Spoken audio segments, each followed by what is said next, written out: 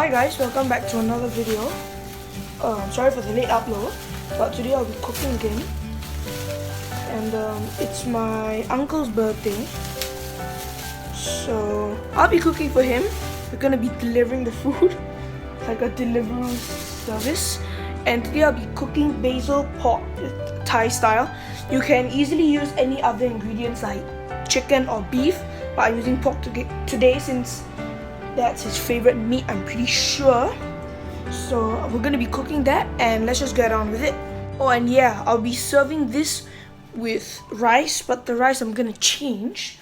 I'm going to change it to a coconut rice using some coconut milk and using some pandan leaves. So it's gonna be like nasi lemak rice. If nasi lemak is like delicious, so I'll be kind of using that. And I tried it yesterday. It works well with basil pork or basil beef or basil chicken. These are the ingredients you will need. You will need your choice of meat. I'm using pork today. Some red chilies, so I'm using 2 big chilies and 2 chili padis, which are very small. That's the spicy part. We have some ginger, some garlic, and onion. We have 3 sauces. We have sweet soy sauce. If you do not have sweet soy sauce, just use dark soy sauce, which is thick, and add some sugar after that. Then you have some light soy sauce, so just normal soy sauce, and some oyster sauce. And we have a basil plant here. You have some pandan leaves and some coconut milk, and that will be for the rice, which I just told you just now. And now I'll teach you how to make the coconut rice. Okay, so to make the coconut rice, I'm going to use 2 cups of rice today. I'm going to wash the rice first, so I'm going to do 2 cups. Around there, 2 cups. I'm going to wash the rice, and you want to wash the rice until the water is clear, because right now it's pretty starchy, so you just want to sort of mix it around gently, and then just get rid of the starchy water and keep on repeating this step until the color of the water is quite clear. So the water does not need to be transparent, it has to be a bit translucent, so you still have a bit of that starchiness there. That's fine. Usually my parents, when they make rice, usually about 3 times is enough. Just gonna drain that out, and then I'm gonna put the rice into this bowl, which I'm gonna put in the rice cooker in a sec. Just gonna put that in. Alright, so this is some ginger, and this is gonna go into the rice. So I'm gonna slice off about that much, and then the easy way to peel it is just take the spoon and just peel off the skin. Pretty easy. And then just do this for the rest of the ginger. So this is what the ginger should look like after peeling. So I'm going to add this to the rice. Then the next thing you'd want is some pandan leaves. So you just need 1, because 1 already has so much flavor. So I'm just gonna take this out. I'm gonna break, well, there we go. Just gonna break 1 pandan leaf off. Ah, geez, see, look, that's why I don't want the stem.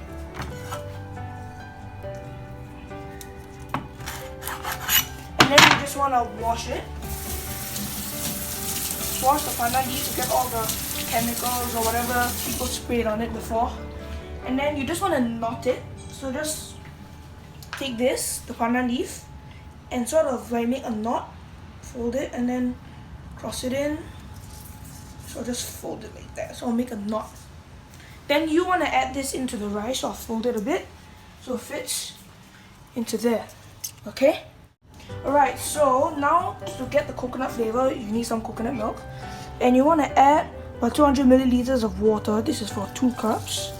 200 is just about there. And then you want to add as equal amount coconut as water. So you just want to get about 200 milliliters in there. Okay, that's about it. Then this is used to flavor the rice, so I'm just gonna pour that in there. Oh yeah, and one more thing I forgot to tell you guys. Smash the ginger to release the flavor of the ginger, or else it's not gonna be that strong. So this is what it should look like. Pandan leaf, ginger, coconut milk, and the water. Just put it into your rice cooker and just cook it.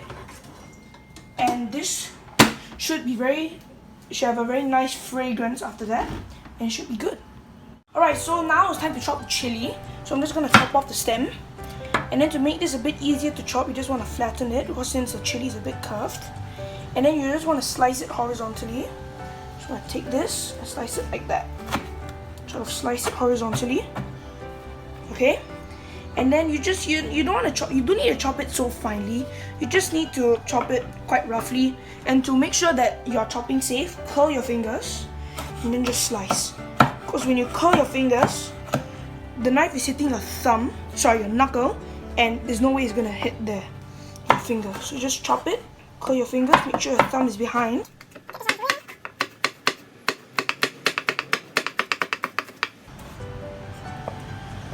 Okay, and you just want to sort of smash it like that, quite roughly, just into a few pieces. Doesn't need to be too fine, just like that.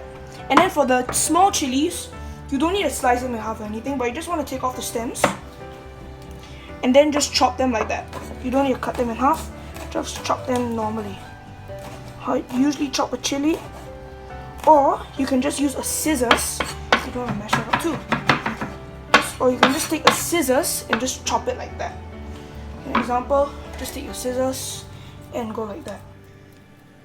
But for the big chili, you want to make it do the way I showed you just now by just chopping it in half, and you should be good to go.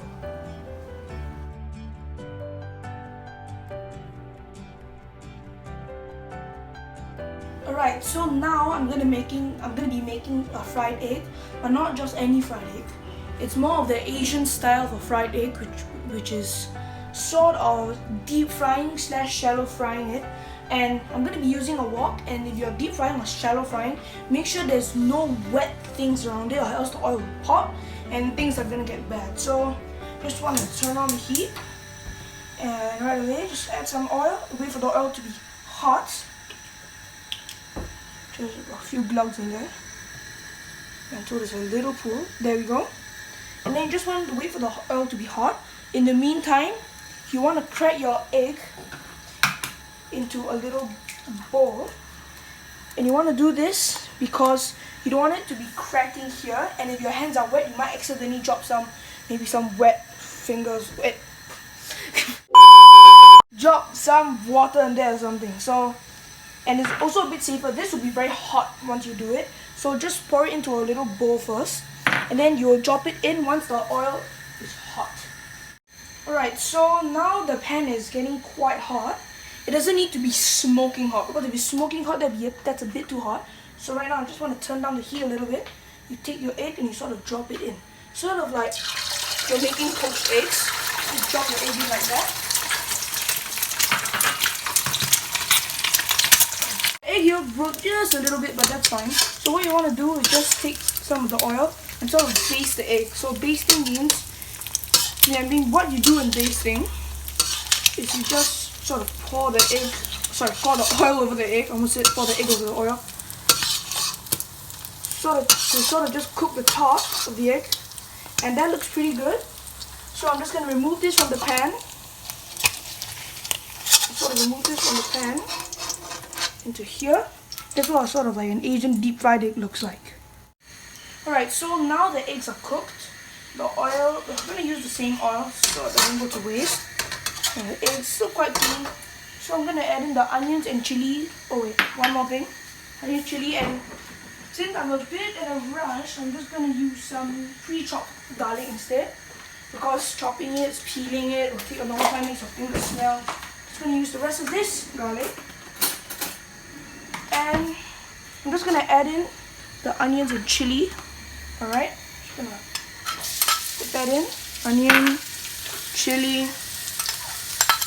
And I'm going to put the garlic in slightly later because the garlic burns pretty quickly. So I'm just going to stir this around and constantly and make sure that this doesn't stick. Alright? And also, I'm using a wok which is not a non-stick wok. So that's why I'm using this metal thing. Please don't use a metal spatula for a non-stick wok, or else it'll just ruin the non-stick. So for this kind of wok, it's better to use a metal spatula instead of a wooden spatula, because like comes with a scenario that there's a bit of stuff stuck at the bottom. This is very easy to just scrape. So I'm just going to stir this until the fragrance comes out. It's running out right now. So I'm gonna add in about a tablespoon of garlic. We love a lot of garlic. My family loves garlic. So put that in. And quickly right after that, let's start making it. So I forgot to mention this earlier, but the big chili is more for flavor, and the small chili, the Chilli Padi, is more for the spiciness. Because usually when you go to Thailand and then when you eat some basil chicken, basil pork, basil beef, usually there's some spicy notes in it. And now after that, I'm gonna add in the pork. And of course you can make it non-spicy if you want, but I like to make it pretty spicy. So you're gonna mash this up. And since this is pork, you really want to make sure that this is cooked thoroughly. Make sure all that garlic and onion gets in there.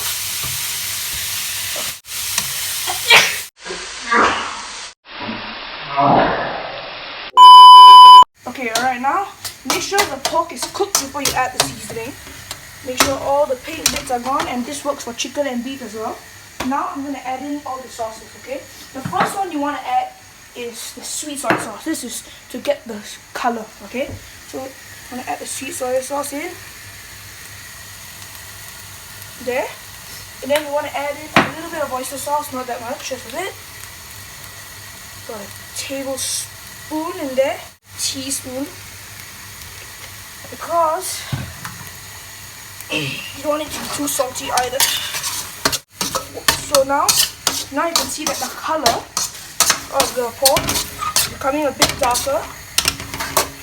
And now the last part that you put in there is some basil. This is the what you call it, basil pork or basil chicken or basil beef. And you put that the last part so the flavor of the basil still remains there. So I just wilt the basil just a little bit. It doesn't need to be too wilted or else the flavor will sort of be gone. So you just swatch the basil, and there we go. This is what it should look like. If you want a bit more sweet soy sauce, you can always add it. So this is what your outcome should look like. The phone battery just died just now, so you always want to taste it. If it needs more sweet soy sauce, sometimes it needs more flavor. Turn on the heat so the flavor of the sauce gets in there. Okay, that's going to be hot. So taste. Okay, that's better. You need to add more sweet soy sauce if you need to. If it's too salty, then that's a problem. So I always try not to add too much soy sauce. I always add in more sweet soy sauce. Because this dish has a lot of sweet and soury notes. So, sorry, sweet and salty notes, honestly. So that's what it should look like.